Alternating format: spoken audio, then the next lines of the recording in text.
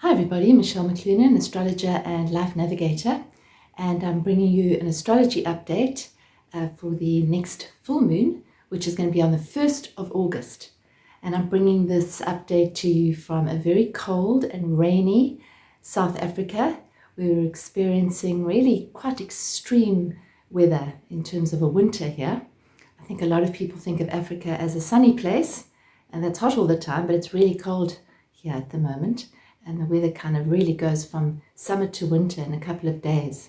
And that's very much like the astrology for the month, I think, and for the month of August as well. It's kind of crazy weather. It's a little bit unpredictable. And this is the energy of the full moon as well. Just when you think that something's going this way, it suddenly changes and goes that way. And it's really pushing us to expand our horizons and expand our perceptions and to do things in a different way. So this full moon, as we know, full moons are always when the sun and the moon are opposite each other in the sky. So at the moment we have the sun in Leo and the moon is coming up to an opposition with the sun, which is going to be in Aquarius. Full moons, just to remind you, are always a time to let go, to release.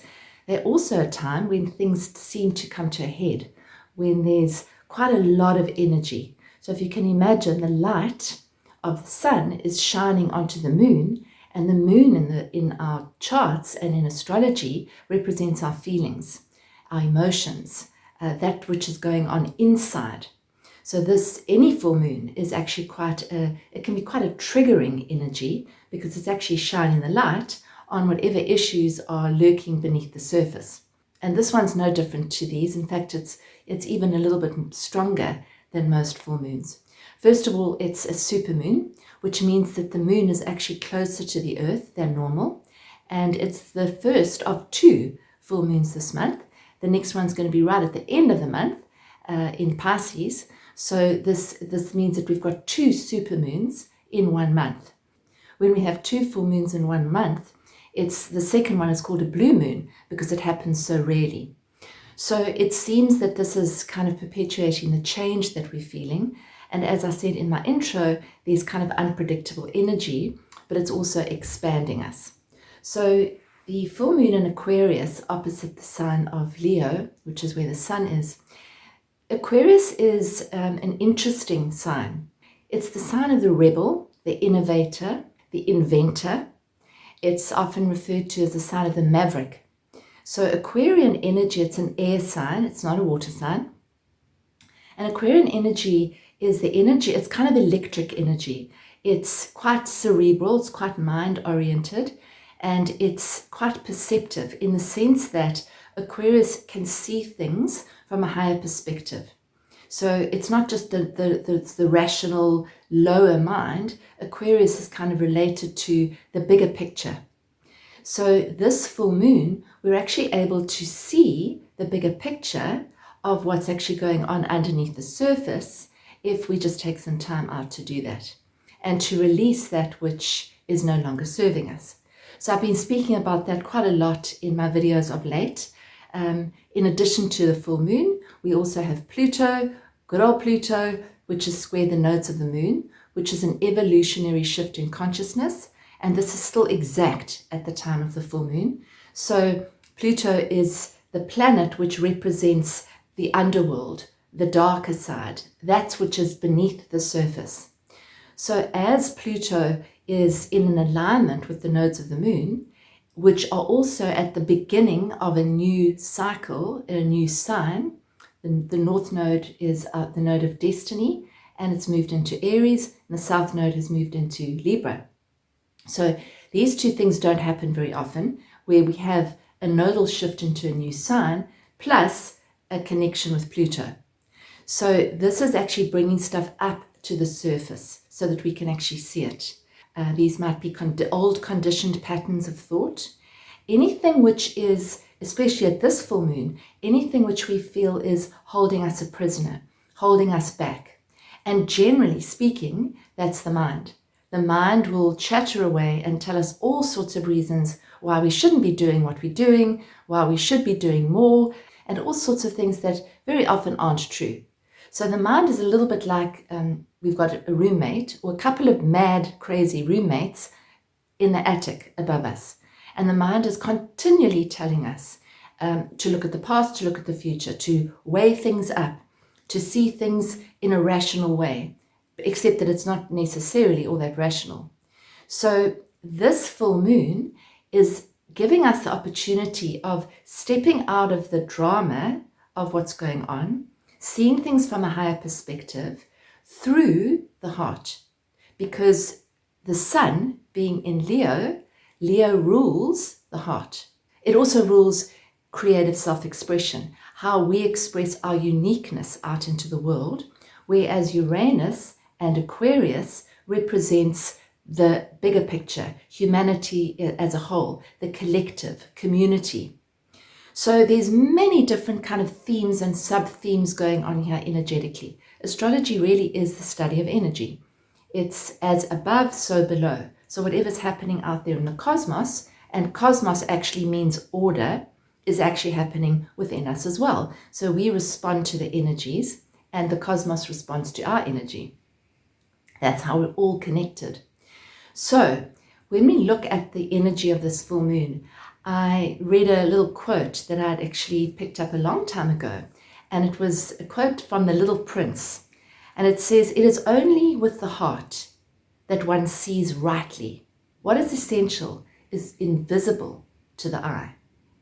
So this full moon is saying connect with our hearts so that we can see the bigger picture, which is actually there for us to see and provided by Aquarius, the sign of Aquarius, which is this higher vision. In addition to all of this, we also have something called the Lion's Gate portal, which you might have heard about. And this is something that happens every year. So it's not the first time this has happened. But what happens basically at the Lion's portal, which happens between the 28th of July and the 12th of August, is that the Earth, Sirius, the star, and Orion all line up. Now, in ancient cultures, and many people still acknowledge this, Sirius represents our spiritual sun, and then we've got our own sun. And the two of them line up, which shines a light and helps us to find a higher consciousness, again, through the heart, because the sun in astrology is ruled by Leo. Leo rules the heart. So this is, you can see this actually as an opportunity to align more consciously with more awareness with the heart and see the head and the mind as a tool, a useful tool, but not one that needs to rule the show, that needs to run the whole process. In fact, if we filter it through our hearts, that is where the growth comes. That is where the transformation comes. It comes from the heart. It doesn't come from the head, because the head doesn't always tell us the truth. It often gives us stories, and those stories might be linked to our conditioned patterns that we've brought in from childhood, might be from past lives. It doesn't necessarily tell the truth. So this is a full moon which says don't believe what your mind says all the time. Acknowledge it, be aware of it, but don't believe everything it says. So this full moon is very aligned with awareness, and awareness is key. So it could bring out emotions, it could bring out fears, it could bring out insecurities. This has been happening for a while now, so that we can see them and we can see, is this true, is this not true? Do I need to latch onto the story about this, or can I just see it and actually move into my heart and allow myself to flow through this? So if we look at the heart's purpose, it's to connect with the mystery and flow of life, which is the force of the universe. That's what the heart's for. It's to connect us. And at full moons, or whenever there's an Aquarian theme, there's often a theme of separating out from that heart. So it's heart versus head.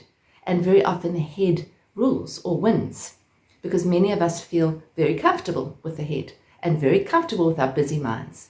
But this full moon and this whole evolutionary process is saying, drop into the heart, because that is where the healing is. We also have the planet Venus, which is retrograde at the moment. It's going to be retrograde for a long time in Leo, which is the sign that rules the heart. Venus is the planet of love. So as she goes back, she will be showing us relationship patterns, reactive patterns in relationships, where we feel that we're lacking, where we feel that we might be criticizing another, and what that is actually, how that's actually contributing to our growth, because our relationships are mirrors to what's going on inside us. So if a relationship is bringing up anger, then the anger is generally somewhere in our own psyche. If the relationship is bringing up resentment or frustration, we need to look inside first and clear what's within us before we project it out. So it's just to see what our patterns are, to allow ourselves to actually be kind enough, to be compassionate with ourselves and others, and not to be too critical. Because the other part of this full moon is that Mercury, which is the planet of the mind, is in Virgo, which is very discerning, is able to make order out of chaos and put things in boxes, and has this desire to get our little ducks all in a neat little row. And Mercury is in an opposition to Saturn. And that can actually feel that ability to actually put things in a row is kind of a bit murky. And it might not be happening as quickly as we want it to. So there's more frustration. And there can be more criticism. So you have a plan, and you've got Mercury and Virgo saying, right, step 1, step 2, step 3, step 4, what's the outcome? And Saturn in Pisces is saying, I'm not sure what the outcome is. You just need to focus on this step and not be too critical of yourself and those around you. So ease up a little bit, be a little bit more flexible. In fact, I would say be very flexible this full moon. Embrace change. Don't see it as a bad thing. Change is happening. Change is in the air. I mean, I'm watching the trees blowing wildly here. Trees are blowing down. They're blowing onto electricity lines. We don't have any power. So in South Africa, we've always probably been pretty good at actually dealing with change, because there's always a lot of change. At the moment, it's challenging. We have a lot of load shedding, which means that the power gets switched off for sometimes 6 hours a day. And you've got to navigate that in addition to other power outages when the weather's extreme. So this full moon is saying, connect with our hearts. Do what you can just in this moment, this step now. Don't project too much into the future. What can I do now? I can make myself something to eat. I can make myself something warm to drink. I can go outside if the wind's not howling. I can ground myself. I could do a short meditation. Anything which brings you out of here and into your heart is going to help us to navigate this full moon as well as the next month, because there's some quite stormy weather in astrologically, but it's also the initiative of change. How can we use our individual creativity to feed into the collective? We do that through the heart. So I have something to share. How can I share it from the heart? Without worrying too much about the outcome, just I have something to share from the heart. And that may or may not resonate with someone, but I'm doing it anyway, because that is how I shine my unique light. That is Leo, and it's the month of Leo.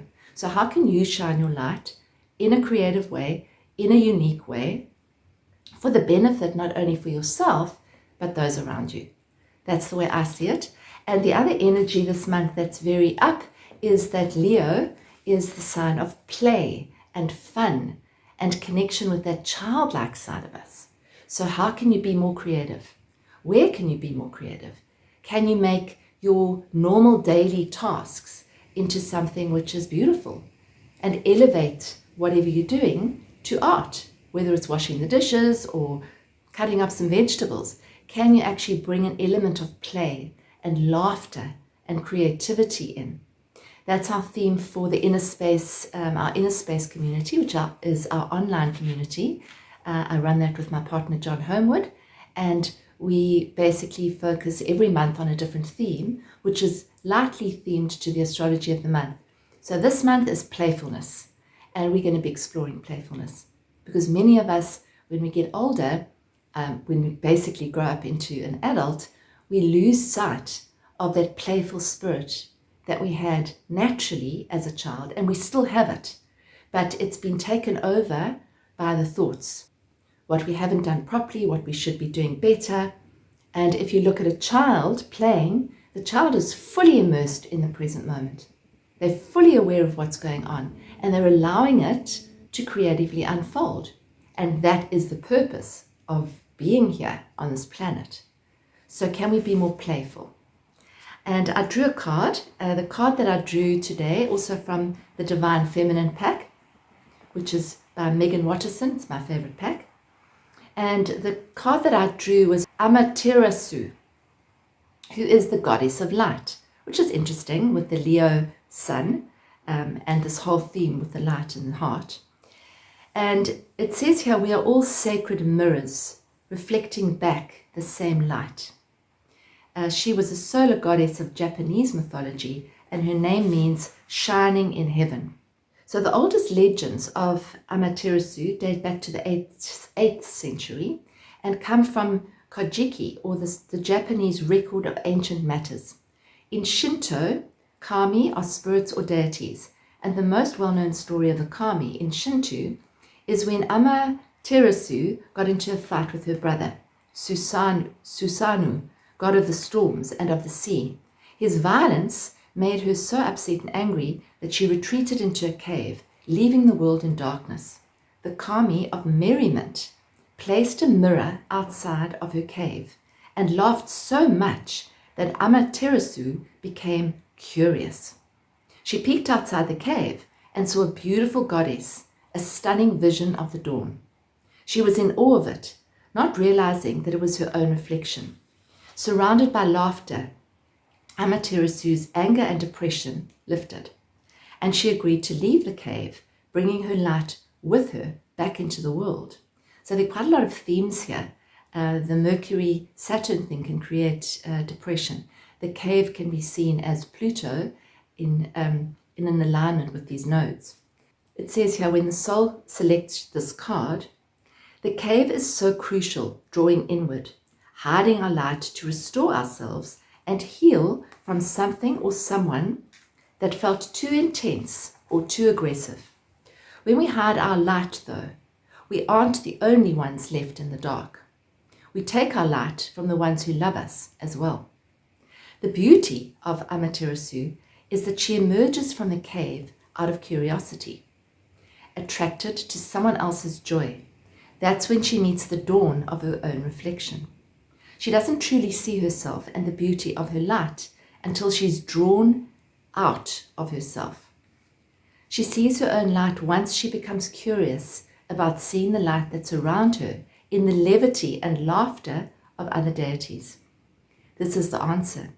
If we've been too long in retreat, if we've been hiding our light not out of self-love and a soulful need for restoration, but out of a reaction to someone else's pain or something else, then we draw ourselves out by focusing on the joy of others.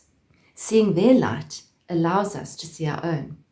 And sometimes even the solar goddess needs to be inspired or reminded of why she shines so brightly, not just for the sake of her own reflection, but also for those beloved beings that need her rays of light to remember their own. Sometimes we need the sight of the faces we brighten in order to remember why we are so devoted to finding our way back into the light. So that's so beautiful with the sun in Leo and the heart and everything I've spoken about. It really does align with the levity and the playfulness of what I've been talking about. The soul voice meditation is imagine someone in this moment that you most want to see laugh and fill with light. And then just exude that from your own being. Intention, we are all sacred mirrors reflecting back the same light. And we are. And this is a time when we are reconnecting with what that light is as our essence. That is our light. That is our essence. And really all we need to do is allow it to shine. It's not a forcing. It's not a doingness. It's just allowing our light to actually shine out of us without all the blocks that we put in the way of that. So I hope that this has helped you, and I hope that you have a beautiful full moon. Take some time out, release that which you don't need to carry, It's a culmination point and a release point and a clarity point. If you'd like to see how these alignments, and they last for a long time, especially the Pluto Nodal axis, that's lasting for a good part of this year. So if you'd like to see how that plays out, you can contact me and set up a session. If you've had a session before, you can do an update session. And if you've never had a session before, then you might want to do a first time reading. Thank you very much for listening and for tuning in. And I'll be back in 2 weeks' time with an update for the next new moon. And that'll be followed by another full moon. Lots of love. Keep shining that heart light.